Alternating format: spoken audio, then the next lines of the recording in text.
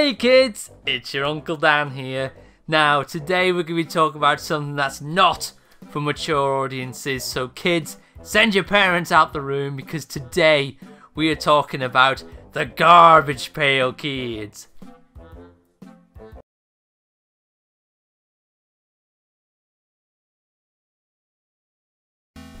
Hey kids, it's Joe Grotesque and welcome to What a Bunch of Garbage, the show that's all about Garbage Pail Kids.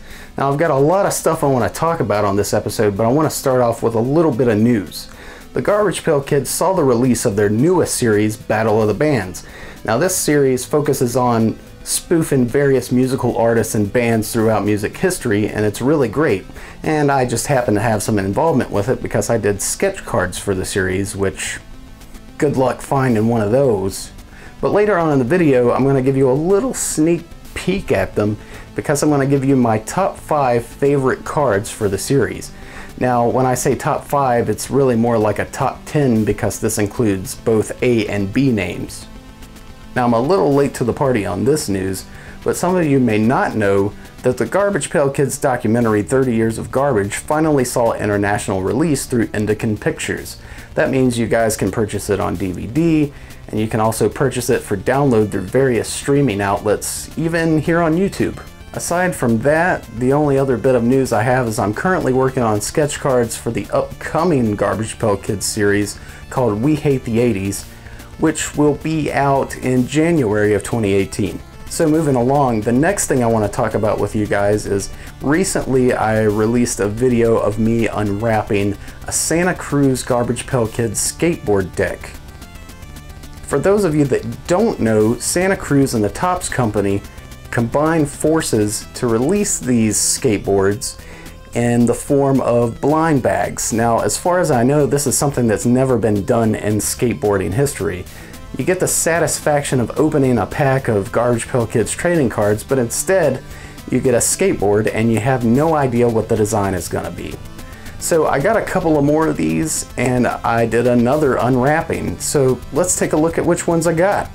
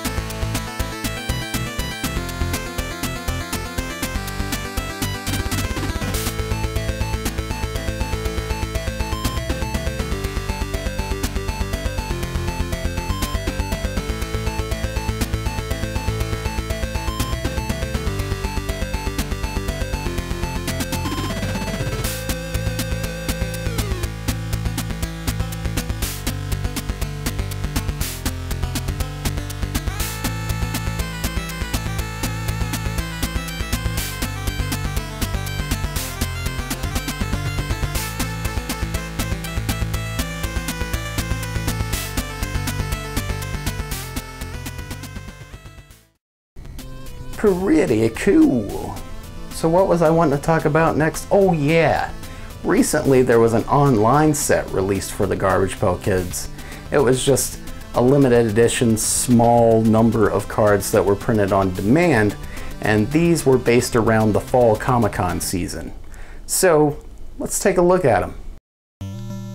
Now up first we have a parody of Slimer from the Ghostbusters with Slimy Jaime and Ectoplasm Eric.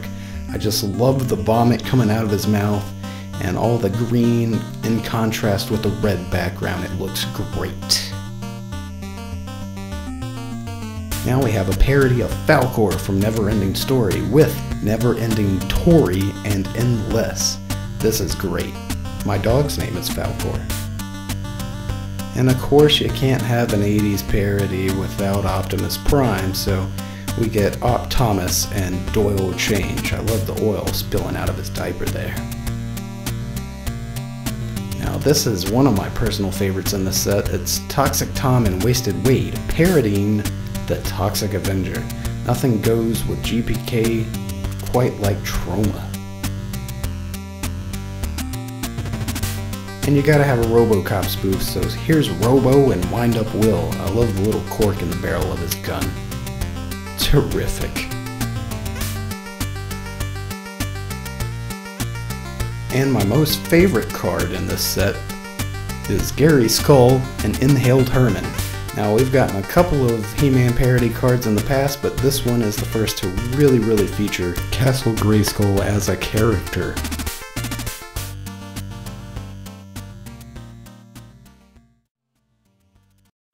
And now's the part of the show where I get to kick back and relax and let someone else handle the work. No, I'm just kidding. But it is the part of the show where I like to invite others in to share their GPK memories or their collections or whatever. This time around, I've got Marcus from Retro Game Players.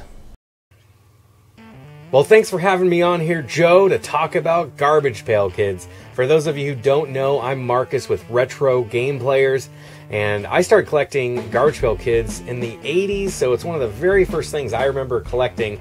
I actually started collecting them around first and second grade, so that was about 86 or so. And yeah, I had quite a few. I mean, I might have had 50 or so. I had a pretty good collection, you know, for a little kid. But yeah, I would spend so much time looking at the artwork and really kind of just letting my imagination run with the crazy designs and the crazy artistic styling of each card. You know, and they were cool. They were definitely tradable, that's for sure. You could take them to school and trade away your duplicates.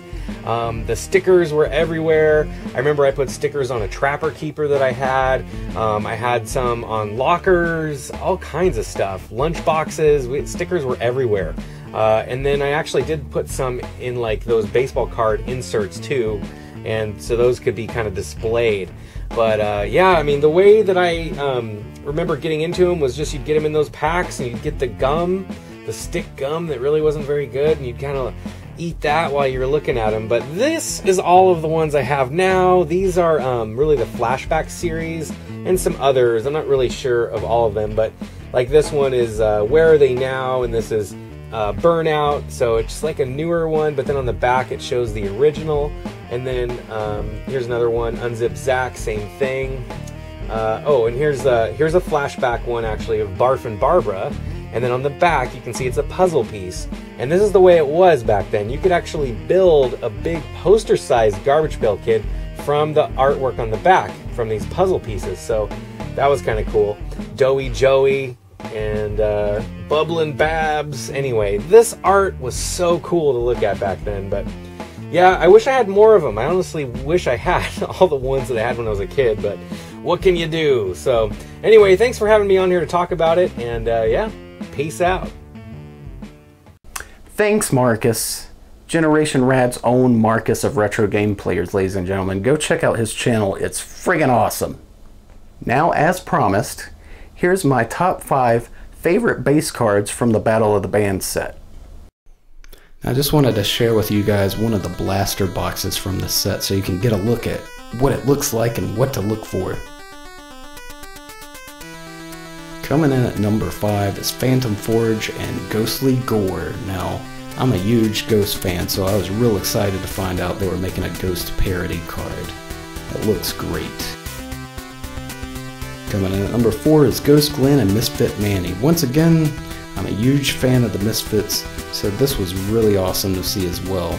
I love this art by Joe Simcoe.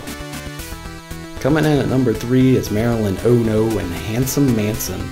Now, I was a bit of a Mansonite as a teenager, so this is really awesome to see. Great job, Brent Engstrom.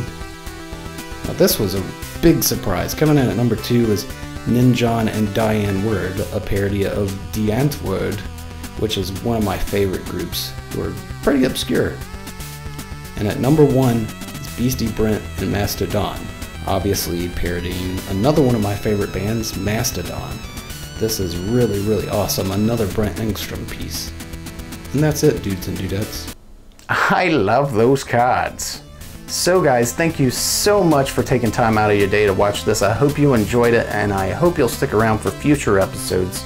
Until then, we'll see you next time.